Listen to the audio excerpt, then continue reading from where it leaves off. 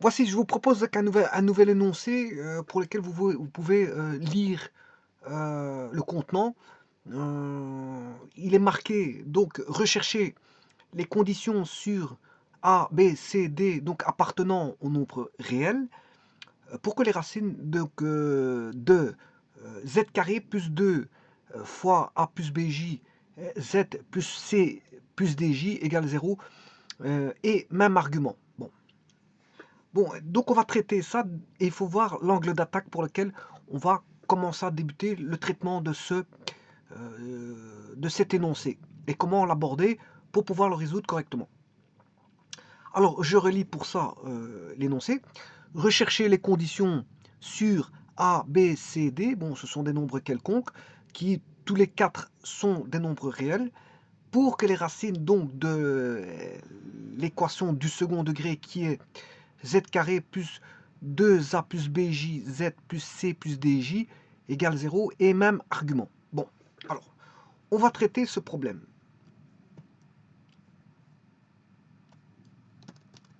Alors, qu'est-ce que c'est que ceci? C'est une équation. On a non pas f de x, mais f de z. C'est f de z égale 0, égale 0. Donc, ça veut dire qu'il existe des solutions à ça.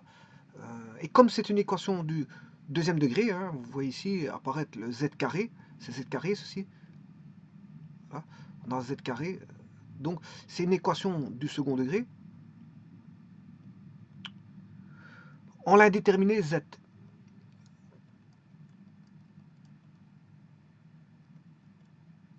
Voilà. Bon, mais comme on sait bien que c'est du deuxième degré, ben, on aura deux solutions. Z1, Z2 qu'il faudra bien sûr déterminer.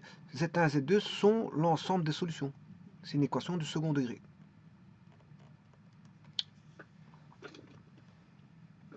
Voilà. Bon, ben, le problème c'est que si on... Donc quand on va remplacer par Z1, Z2, bien sûr vous allez trouver 0. Hein. C'est le but voilà, de l'équation, c'est de trouver qu'est-ce qui va annuler, remplacer par un Z déterminé, et qui va annuler bon, le polynôme. Voilà. Alors, le tout, c'est de regarder ce polynôme-là. Qu'est-ce que c'est que ce polynôme-là? Ce n'est pas n'importe quel polynôme, puisque c'est un polynôme dont le coefficient de z carré est 1, et le coefficient de z est 2 fois a plus bj, le coefficient de z exposant 0, ça c'est z exposant 1, et le terme indépendant, c'est z exposant 0, et le terme indépendant, c'est C plus DJ. Donc, ce qui veut dire que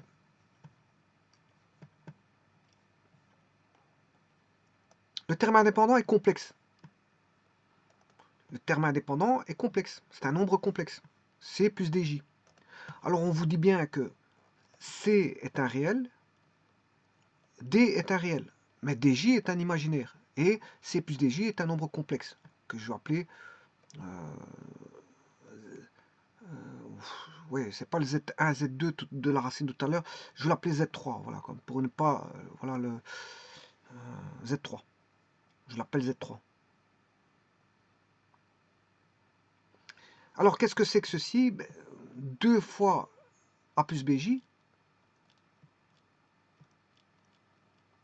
sachant que A plus BJ est un nombre complexe, A est un nombre réel, 2 fois un nombre lambda fois un nombre complexe, ça fait un nombre complexe. Vous allez le voir tout de suite. Lambda étant un réel. Hein. Vous allez le voir tout de suite. Si je distribue, on a 2 fois A plus 2 BJ. Donc on a bien un nombre complexe. Hein. A, 2A c'est un nombre réel et 2BJ c'est un nombre imaginaire. Donc quelque part on a un nombre complexe ici. On a un complexe ici. Là on a un réel. Et là on a un complexe. Bon, ce qui veut dire qu'on a une équation du second degré à coefficient complexe. À coefficient complexe. Bon. à coefficient complexe.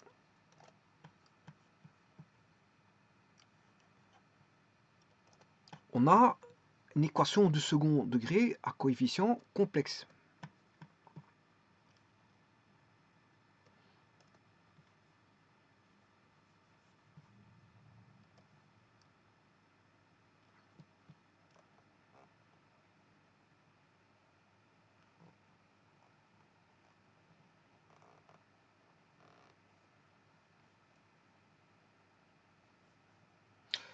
Bon, par rapport au second degré ou un polynôme, hein, si je prends un polynôme,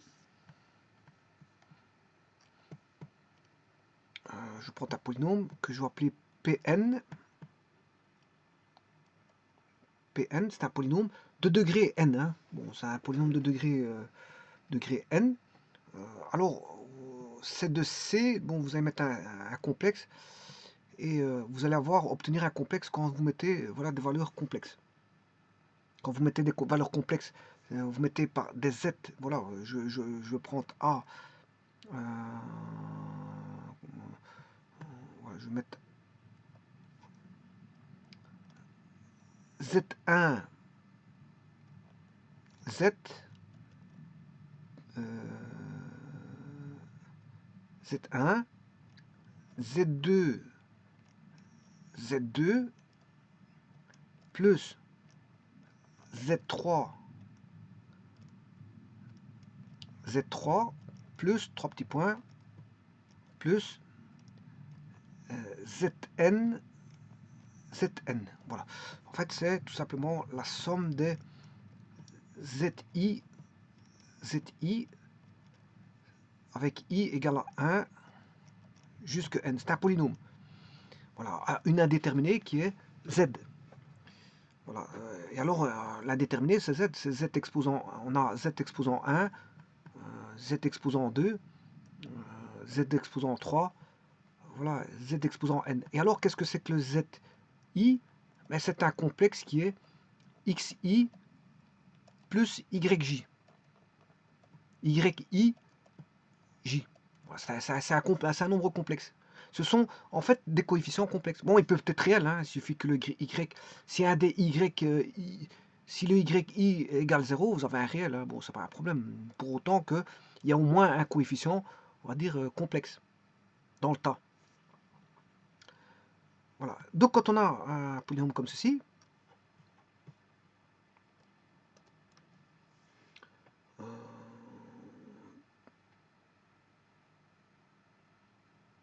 alors le polynôme, je dirais ici, polynôme de degré n, n étant strictement positif, et n appartient au naturel.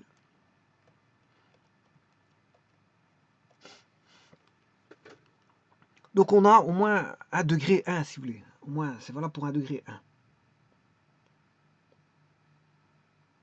Ça commence à partir du degré 1, ça peut être un 2, 3, 4, 5, 6, 7. Voilà, le n commence à 1, c'est vrai, à partir de 1. Voilà. Donc n appartenant n sauf 0. Parce que bon, ça doit être strictement positif. C'est valable pour un polynôme de degré 1, 2, 3, 4, 5, jusque ce que vous voulez. Alors,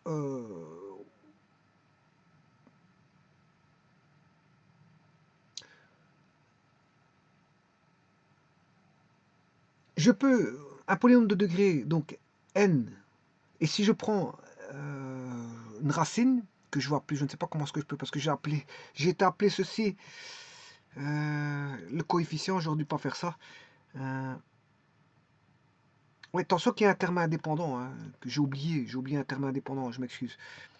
Ouais, parce qu'ici, normalement, j'ai un Z0, Z exposant 0, qui est le terme indépendant.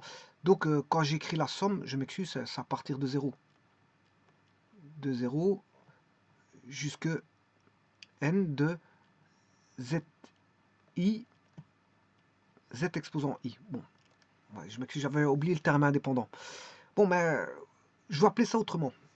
Je vais mettre les coefficients A. Donc, comme ça, je vais appeler celui-ci A0.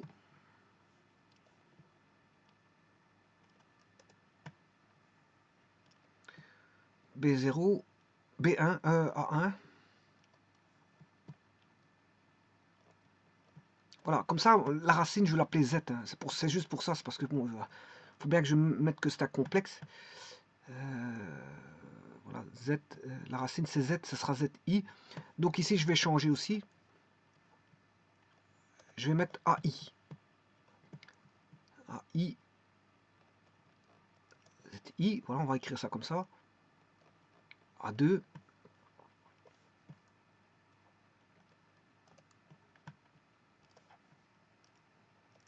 A3. Je préfère ça comme ça. AN. Bien sûr, avec les AI, qui sont des complexes XI plus YI, J, ce sont des complexes. Bien sûr, voilà. Et ZI est une racine qui va répondre à alpha I plus bêta I J. Bon, ça, ce sont les racines. Les ZI, ce sont les racines. Bon. Alors, si j'ai un polynôme de degré n et que on a Zi qui est une racine, ben, on peut écrire que on aura un polynôme. Je peux diviser le polynôme de degré. Ici, les polynômes de degré n. Hein, polynôme de degré n. Ben, on obtiendra un polynôme de degré le n, il sera voilà, on aura z moins, puisque z, on a une racine qui est, je sais pas comment je vais l'appeler z1, voilà, z1 fois un polynôme de degré n-1. Et là, j'aurai le polynôme de degré n. Voilà. Alors, si maintenant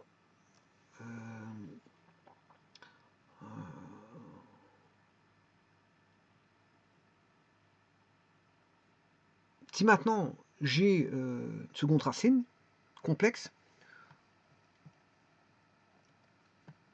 on aura z moins z-1 fois z moins z-2 fois pn-2. Voilà. Je continue la suite. S'il y a une troisième racine complexe, on aura z1, z-1 fois z moins z-2 fois z moins z3. Et là, on aura polynôme de degré n-3. Alors, si je devais continuer la suite, vous aurez compris qu'on aura... oui, pour avoir le A0, bien sûr, il ne faut pas oublier le A0 ici. Sinon, vous n'obtiendrez pas le A0. Alors,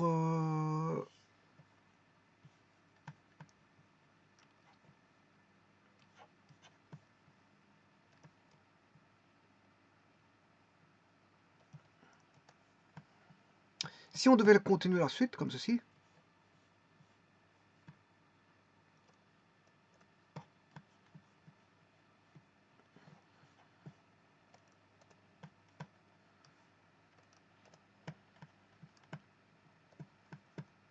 on aurait A0, Z moins Z1 fois un polynôme de degré n-1. Si je multipliais par une seconde racine complexe, on aurait fois un polynôme de degré n-2, fois z moins z3, on aura un polynôme multiplié par un polynôme de degré n-3. Voilà. Et si je continue la suite, 3 petits points, ben, on aura z moins z0.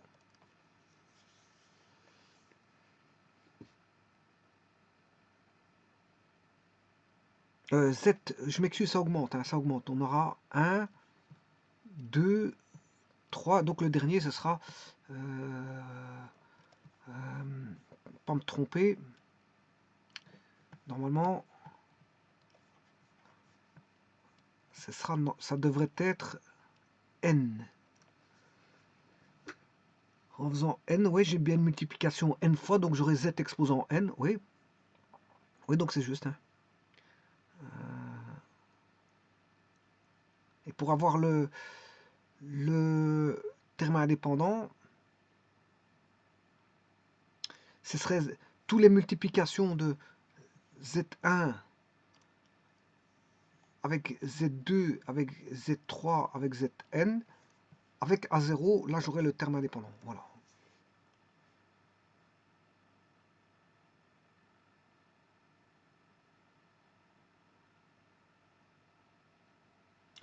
Alors, tout polynôme à coefficient complexe de degré n strictement positif admet au moins une racine complexe. Admet au moins une racine complexe. Au moins une. Voilà. Alors, tout polynôme à coefficient complexe de degré n strictement positif admet n racines complexes distinctes ou confondues. N racines complexes distinctes ou confondues. Et ça, c'est valable pour tout polynôme à coefficient complexe. Ici, c'est bien le cas. J'ai polynôme à coefficient complexe. Bon, et alors, bon, vous savez très bien que les racines interviennent par... si elles sont complexes, elles interviennent par conjugué. On aura un complexe et son conjugué. Bon, donc revenons à nos moutons. On revient ici. On a une équation de second degré à coefficient complexe. Ce qui veut dire qu'on a au moins une racine complexe, qui est Z1. Voilà. Et en plus de ça, les racines, quand elles interviennent, on aura d'office, quand on a un complexe, on aura son conjugué. Voilà, donc on aura son conjugué. Ici, parce qu'il est de degré 2. Hein. Il est de degré 2. Voilà. Donc, ça veut dire quoi? Ben, ça veut dire que les solutions seront complexes. On aura deux solutions complexes ici. Les solutions sont complexes. Bon, ça c'est la première des choses à savoir. On n'aura pas un réel avec un complexe, on aura des complexes. Maintenant qu'on sait ça, on a déjà une meilleure visibilité de ce que l'on aura en finalité. On aura des complexes. Donc, si on a des complexes, je relis l'énoncé maintenant. Rechercher les conditions sur ABCD appartenant à R pour que les racines de z carré plus 2a plus bj, z c'est bien un coefficient complexe, donc on a bien au moins une racine complexe, et donc comme on a du second degré, ben, on aura deux complexes, puisqu'il y aura le complexe et son conjugué. Et même argument. Bon, et là, c'est là le problème, comment on va l'attaquer. C'est en lisant ceci. Ils doivent avoir le même argument. Les racines doivent avoir le même argument. Il faut justement rechercher les conditions sur ABCD pour que justement ces racines aient le même argument. Donc c'est une discussion sur les racines. Bien sûr sur, sur ABCD, hein, il faut rechercher les conditions sur ABCD, donc on va discuter de ABCD pour rechercher les conditions pour que les racines aient le même argument. Bon. Alors, je vous rappelle qu'un nombre complexe, je peux l'écrire z est égal à A plus BJ. Ce complexe-là est représentable dans un plan complexe. Donc on associe dans le plan complexe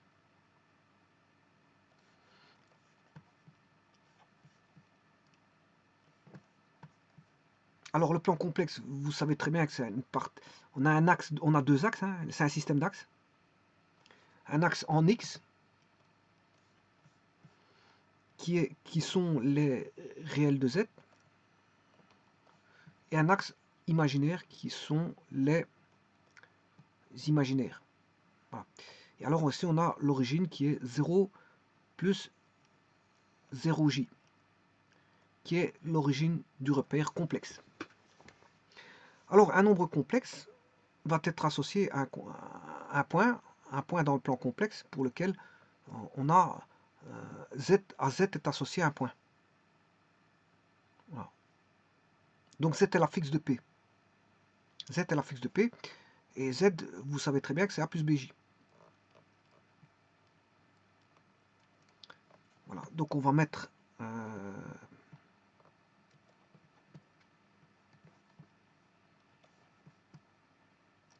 une coordonnée rectangulaire pour lequel on a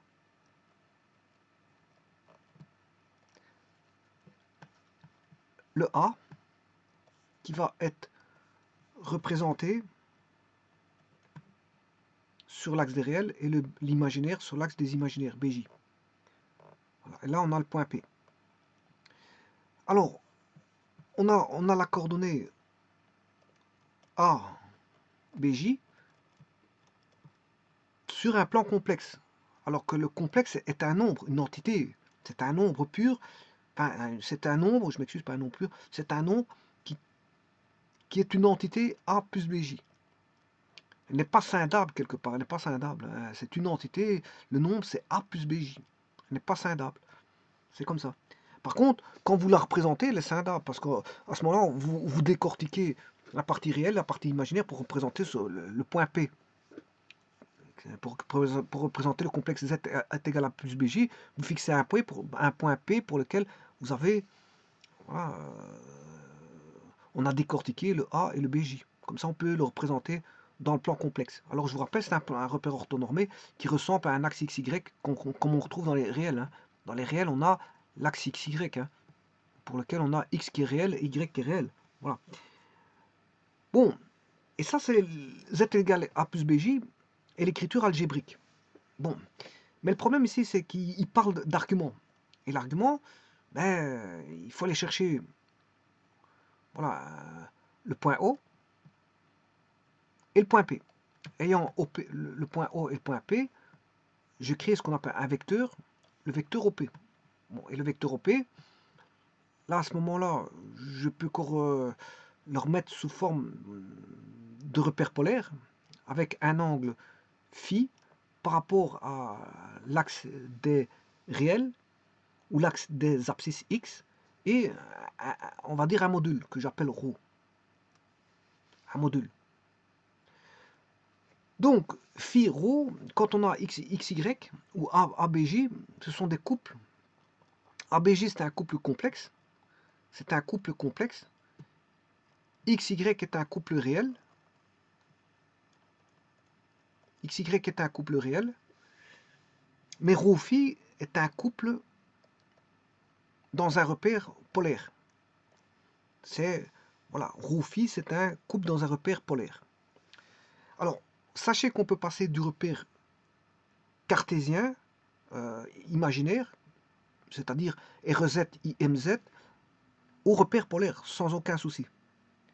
Et on peut le faire de manière algébrique, passer de l'écriture algébrique qui est Z est égal à A plus BJ à l'écriture trigonométrique. Parce que dans le repère polaire, on va l'écrire sous forme trigonométrique, c'est-à-dire on va l'écrire non plus Z est égal à A plus BJ, mais on va l'écrire ρ cosinus plus J sinus, bien sûr cosinus phi, hein, plus J sinus phi.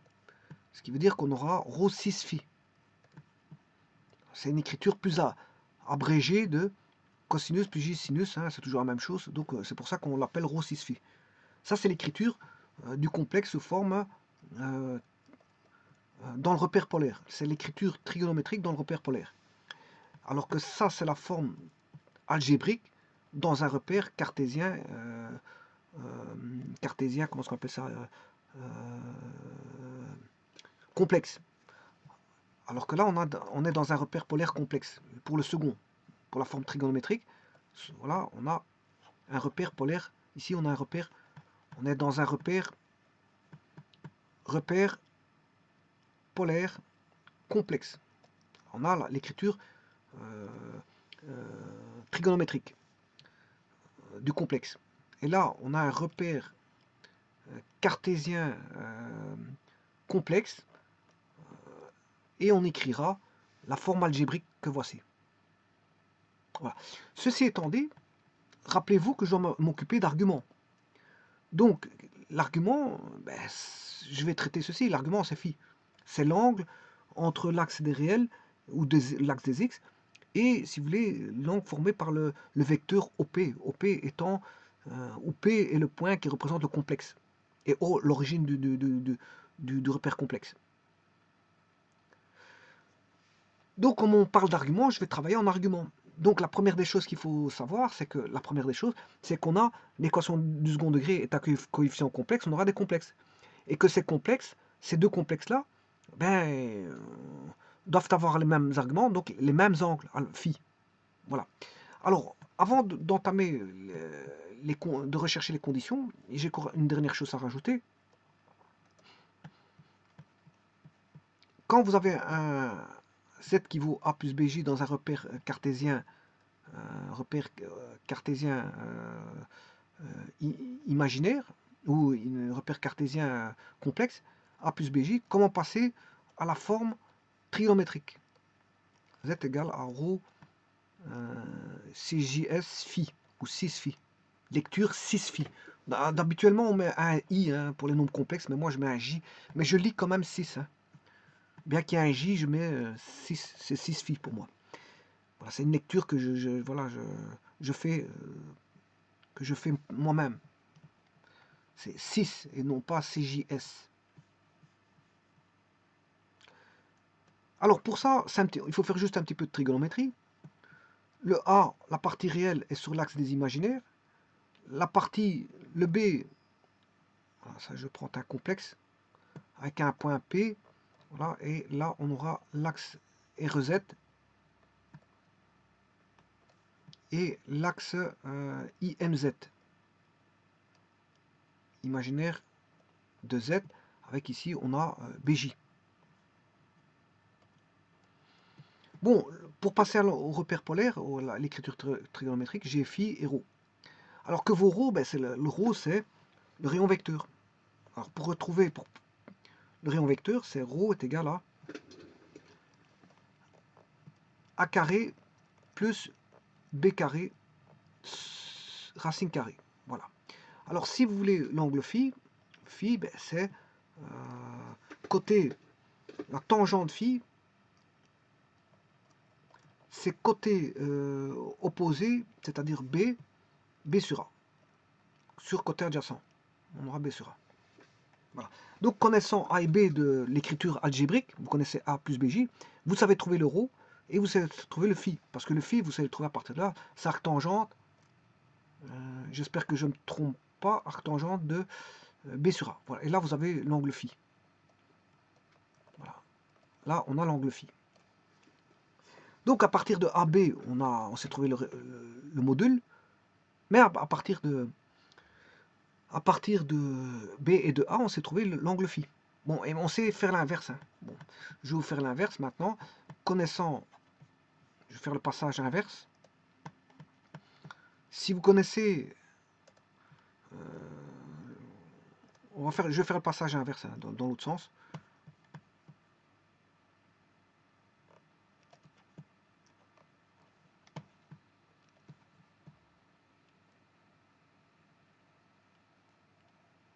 Voilà. Connaissant ρ et phi, je peux trouver alpha, A et B. Alors comment? Je vais vous remettre toujours le petit dessin. On a phi, on connaît phi cette fois-ci. Voilà, et on connaît ρ. Alors, connaissant le ρ, ben, si vous faites ρ, si on fait diviser donc B, qui est le côté opposé à phi, sur l'hypoténuse qui est ρ, B sur ρ, c'est le côté opposé sur l'hypoténuse, c'est le cosinus de phi. Voilà. Donc, et l'inverse, le A, c'est le côté adjacent à phi, A sur ρ est égal au sinus de phi. Donc, le A, je sais le trouver facilement, puisque c'est ρ rho cosinus phi. Si je multiplie de part et d'autre par rho, chaque membre par rho, ben, ça fait rho. Et là, je multiplie par rho, mais alors là, rho divisé par rho, ça fait 1. Il va rester A. Donc, vous voyez que je sais trouver le A et B connaissant rho et phi. Bon, maintenant, ben voilà, c'est fini. C'est fini, j'ai trouvé A et B. Donc, connaissant rho et phi, je trouve A et B. Voilà. Alors, remarquez que si je fais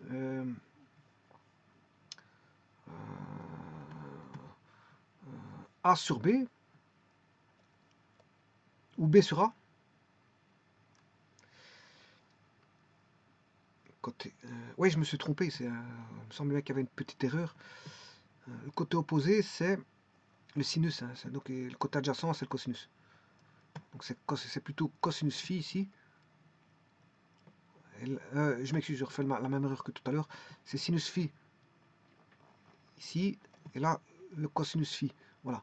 Et là, maintenant, je peux vérifier. Hein. Comment? Ben, regardez bien, c'est maintenant qu'en vérifiant que j'ai vu l'erreur, c'est normalement, vous devez retrouver la tangente phi. Tangente phi, vous savez très bien que c'est B sur A, on l'a vu tout à l'heure. Je vous l'ai montré tout à l'heure.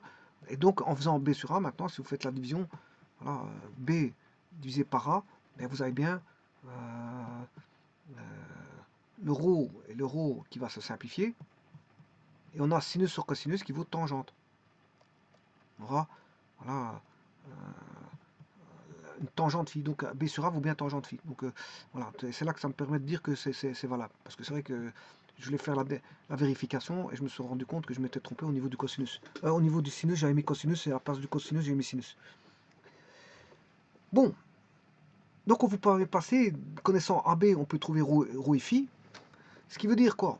Ce qui veut dire que bon, c'est assez simple. Hein. Prenez un nombre complexe. Vous connaissez AB. Vous avez ça dans les machines. Hein. Normalement, ça, on sait traiter ça avec les machines, n'importe quelle machine. On a AB qui représente un nombre complexe A plus BJ.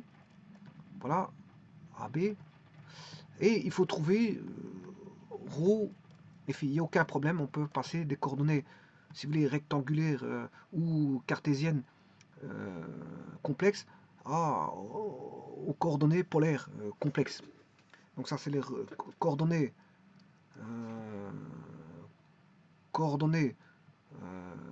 rectangulaires ou, si vous voulez, cartésiennes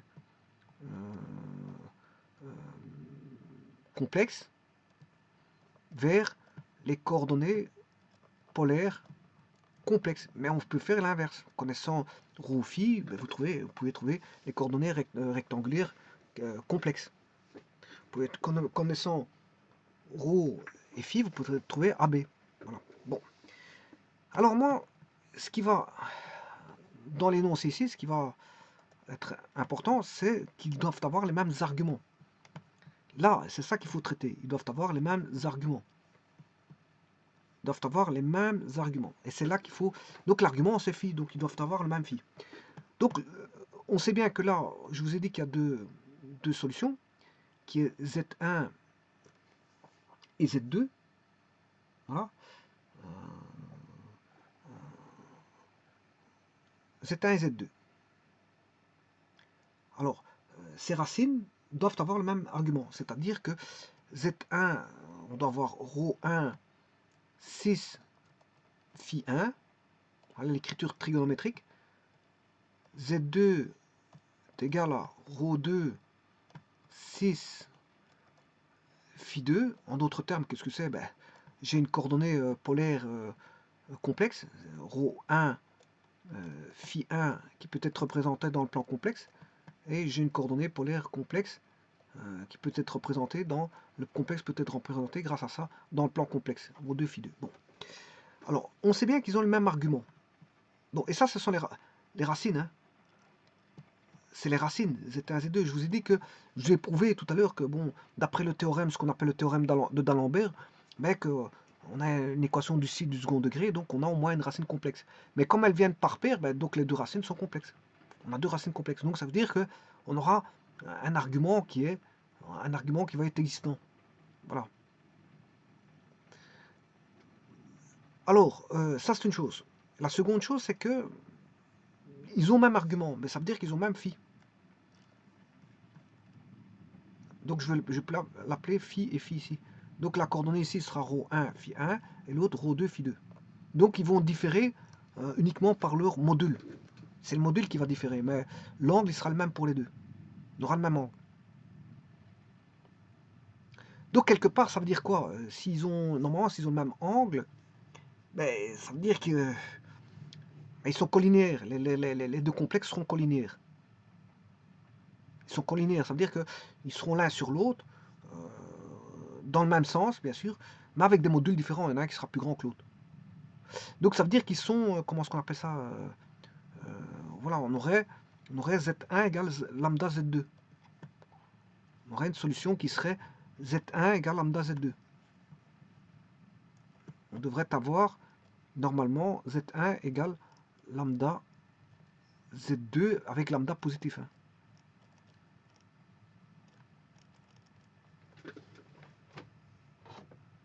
Voilà.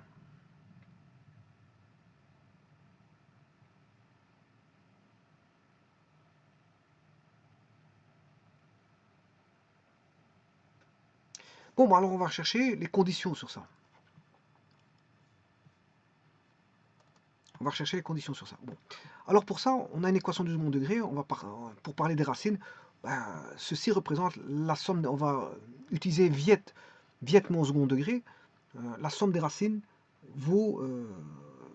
On va jouer avec la somme des racines. Enfin, jouer, on va manipuler la somme des racines. Et là, le produit des racines.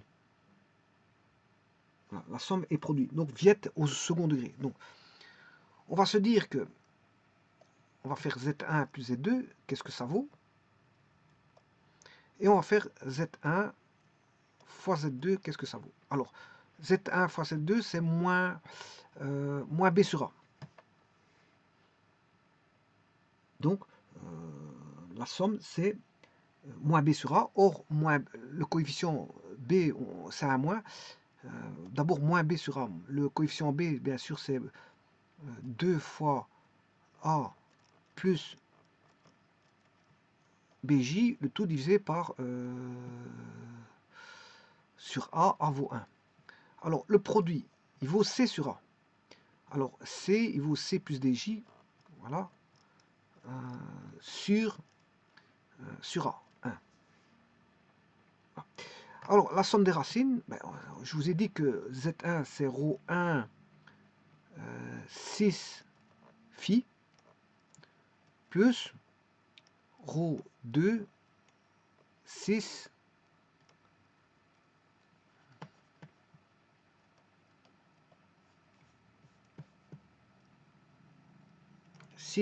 phi. Ils ont le même argument.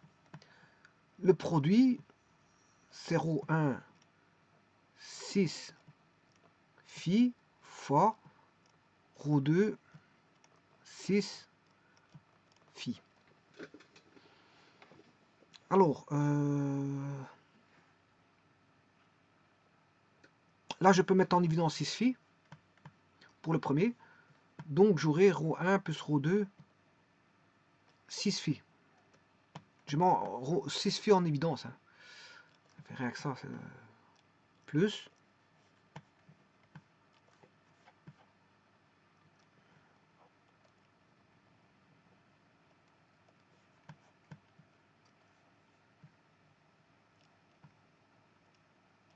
Voilà, et ρ1, 6 phi fois 6 phi, c'est 6 de phi. C'est 6 de phi. On aura 6 de phi. Puisque on aura 6 phi au carré. Hein. 6 phi et 6 phi, c'est 6 phi au carré. Donc on aura ceci au carré. Voilà. Bien sûr, je vais rassembler ou associer le produit des modules, ρ1 fois ρ2.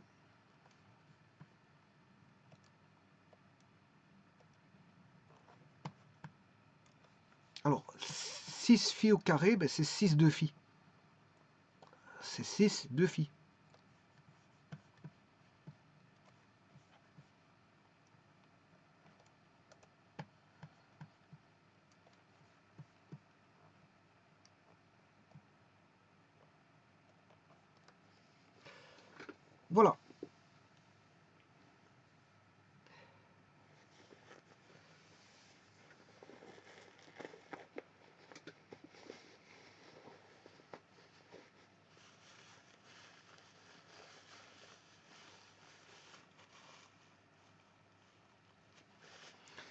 Bon, maintenant on peut traiter ça. La partie réelle, bon, le 1, il ne joue pas grand-chose dans le tas. Divisé par 1, bon, le 1 il ne fait rien du tout. Hein. Donc, voilà. Donc là, on aura, si je distribue, on aura le complexe moins 2A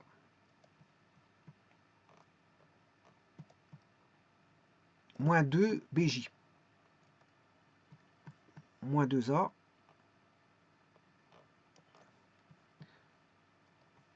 Alors 2 fois un complexe, ça fait un complexe. Hein. 2 c'est un nombre réel. Un réel fois un complexe, ça fait un complexe. 2 moins 2 BJ. Comme ça, je scinde en la partie réelle et la partie imaginaire, tout simplement.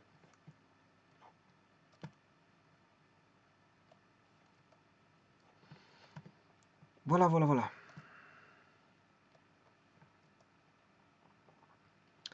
Et là, il est déjà scindé en partie réelle et partie imaginaire, parce que la partie réelle, c'est C. Voilà. Et la partie imaginaire, c'est DJ. Bon. Ce qui veut dire qu'ici, je vais scinder en partie réelle et partie imaginaire. Donc, ce sera ρ1 plus ρ2 cosinus phi.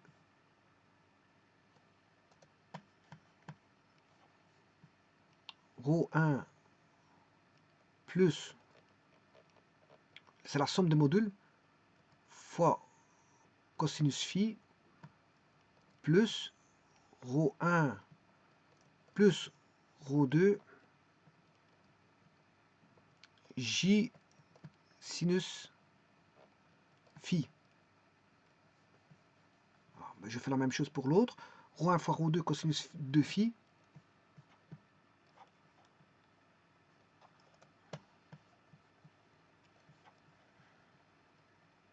ρ1 fois ρ2 cosinus de phi plus, bon, je vais mettre le j ici, hein, comme ça, bon, je vais essayer de les aligner pour avoir quelque chose.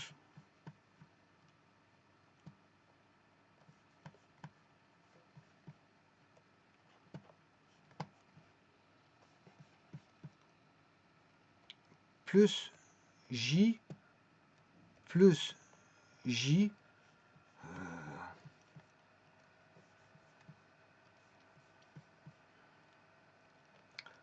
ρ1 fois ρ2 sinus phi. Bien sûr, il y a un j que je dois enlever, parce que le j ici, il n'y est plus. Hein. Voilà. Voilà, et là, maintenant, il suffit de... ben, on va...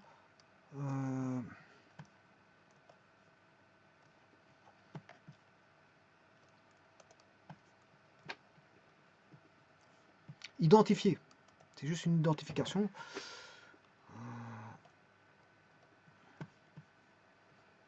Je vais identifier ça. Donc la partie réelle, ça va être ceci.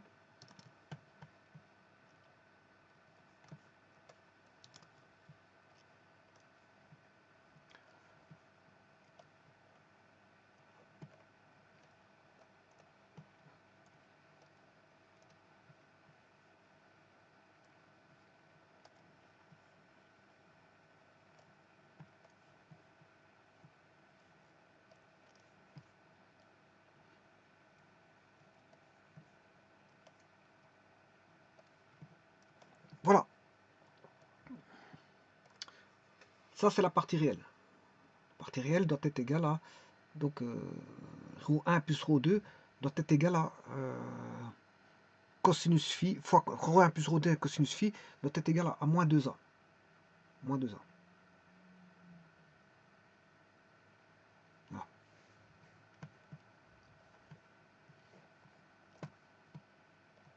Je vais rechercher l'autre.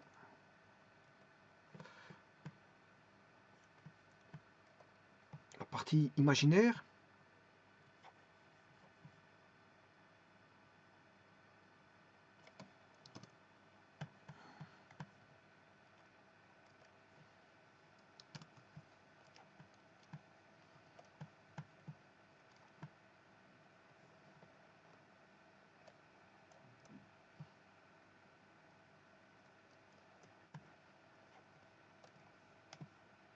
doit avoir ceci.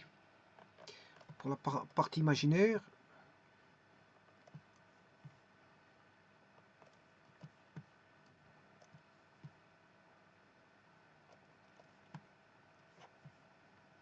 bon, je peux enlever le J, hein, je vais quand même le laisser, ça me dérange pas. Alors, je vais rechercher le C.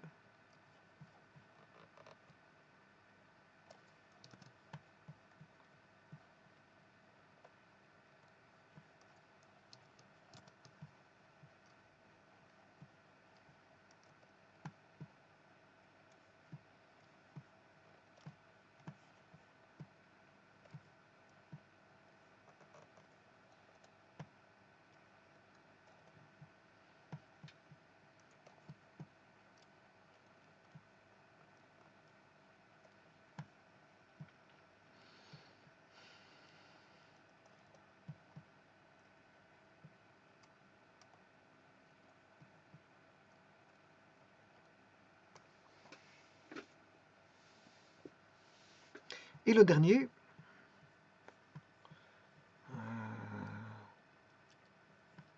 le D.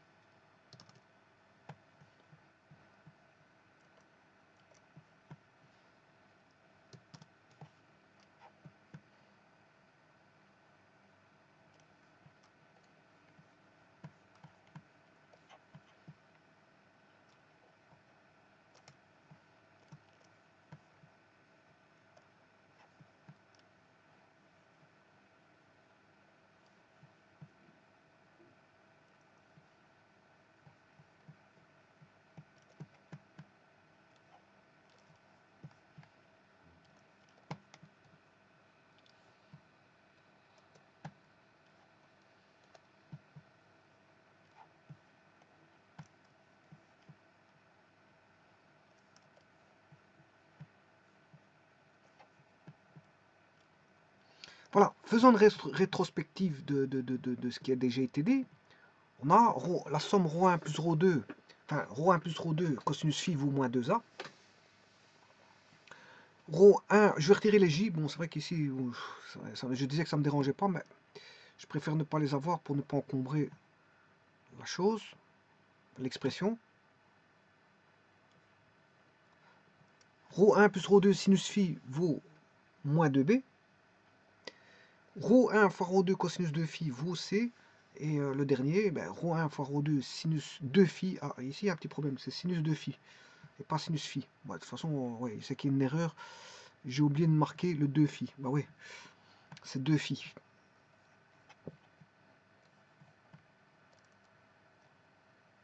Voilà, je vais le reculer ici. C'est sinus 2 phi, hein. Bon, pas sinus phi. Je vais remettre tout de suite.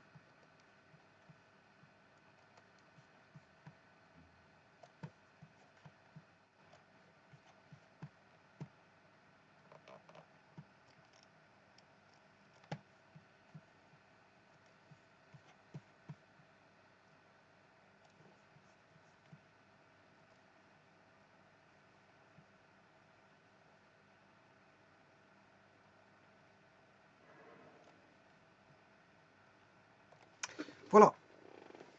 Bien maintenant, nous pouvons retrouver donc les relations, les conditions qui vont exister sur ABCD, connaissant la rétrospective que je viens de vous lire.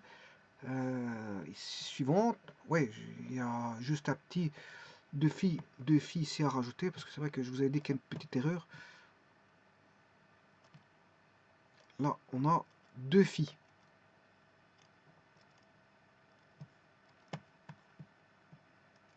Donc, je vais vous lire la rétrospective. Hein, bon, ouais, je vous mettrai bien en rouge.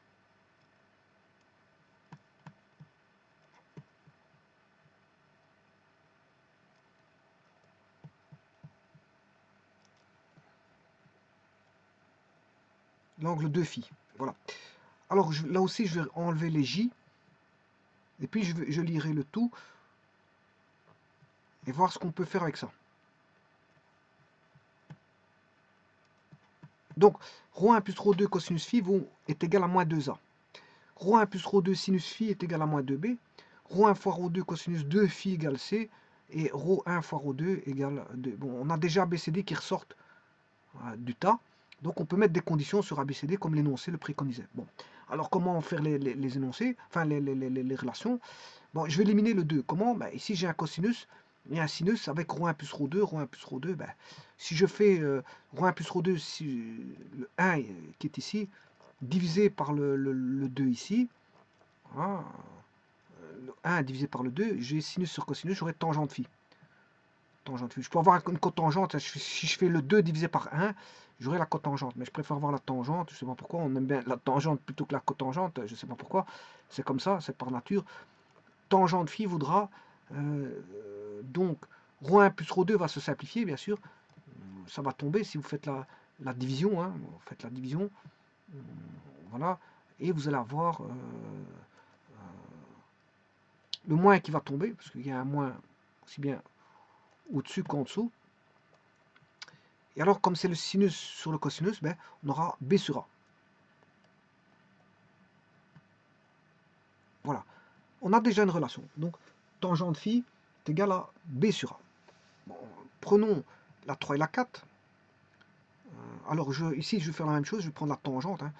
Je vais diviser le 3 avec le 4.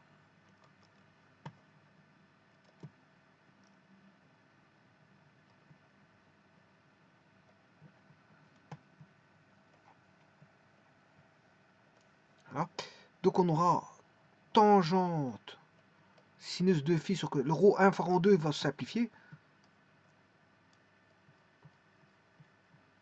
Et on aura tangente de phi est égal à D sur C. Est égal à D sur C.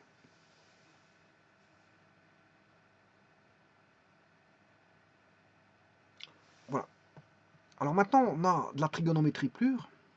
Il faut connaître ces formules de tangente. Que vaut la tangente de phi par rapport à la tangente phi?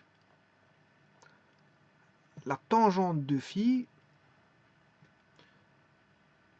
c'est 2 fois la tangente phi,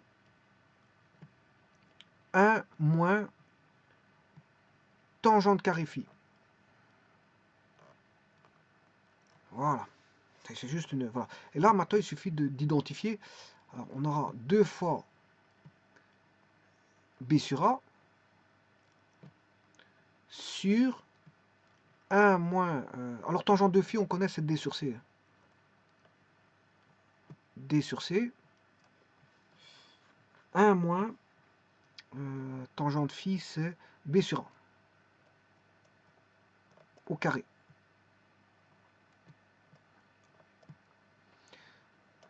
Voilà, on va développer tout ça.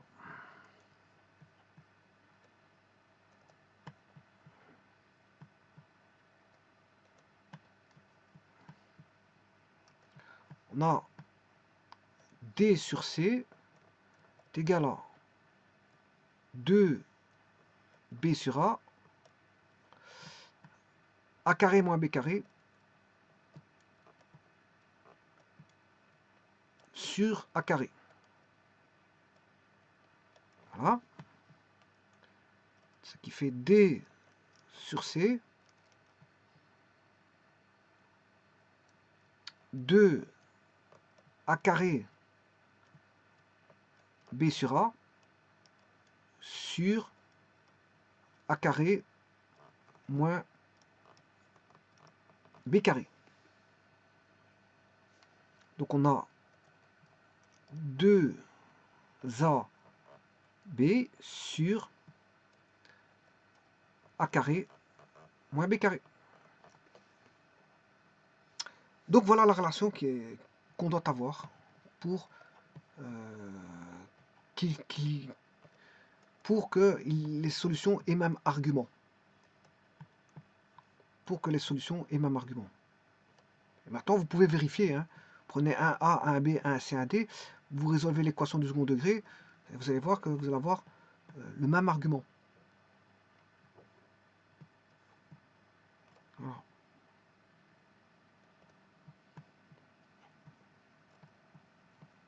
il faut que le double de AB divisé par le A carré moins B carré ben, fasse le rapport D sur C.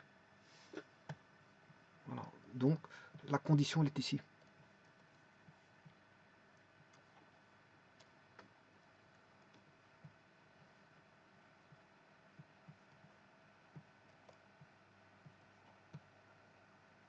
D sur C,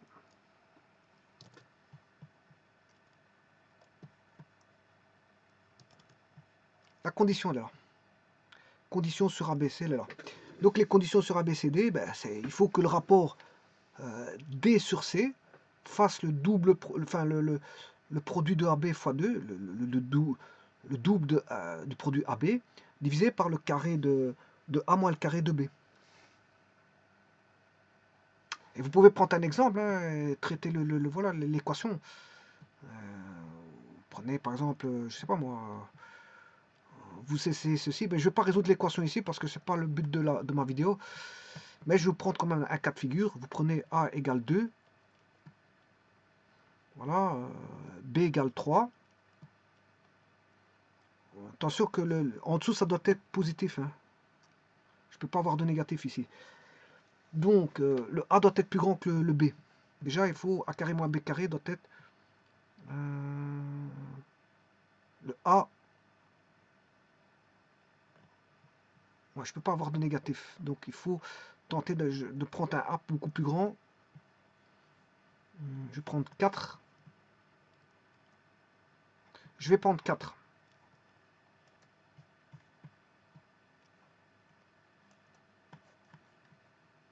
Voilà. Si je prends 4, ce qui fait 16 au dénominateur, moins, je vais prendre B égale 3, ça fera 9. Voilà. D sur C.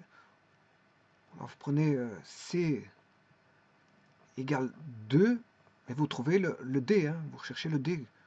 C'est-à-dire que le A, il valait 4 fois 3, 12, 24.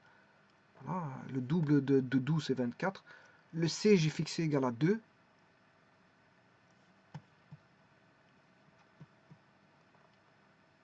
Voilà. Donc le D voudra 48 divisé par 16-9, ça fait 7. 48 septièmes. Voilà. En mettant ça, ben, vous allez trouver que les complexes ont le même argument, si vous voulez. J'espère que je ne me suis pas trompé dans les calculs. 3 fois 4, 12, fois 2, 24, c'est bien juste le numérateur. Ah, j'ai pris 4 au carré, 16, moins 3 au carré, 9. 6 moins 9, ça fait bien 7. Ça fait, et bon, comme j'ai pris C égale 2, 2 fois 24, 48, ça fait 48 septièmes. Donc si A égale 4, B égale 3, C égale 2, D égale 48 septièmes. Voilà. Donc vous avez les conditions sur ABC, D. Et maintenant, le tout, c'est de résoudre cette équation-là. Voilà, vous pouvez le faire. Vous faites un programme qui résout les équations du second degré complexe, à coefficient complexe. Et bon, et là, à ce moment-là, vous allez voir que l'angle phi a le même argument.